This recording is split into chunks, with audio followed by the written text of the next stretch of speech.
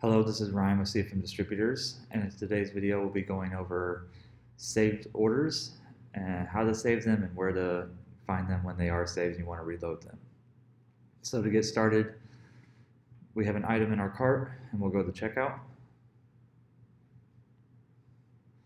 And let's say, for example, we needed a PO number but we didn't have it and we wanted to just save this order for another time. So we'll just hit save order at the bottom. And we'll give it a name, maybe an address of the location you're working on, and a description.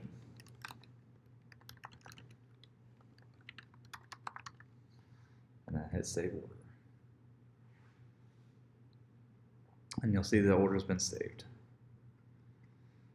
Now to get to this page where you recall your saved orders, you just go up here to My Account at the top. The saved orders will be listed right here.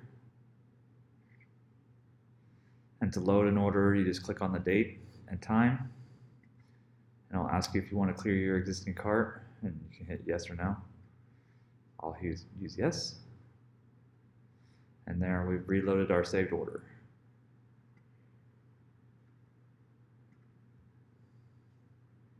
And that's how you save orders and reload them. Thank you.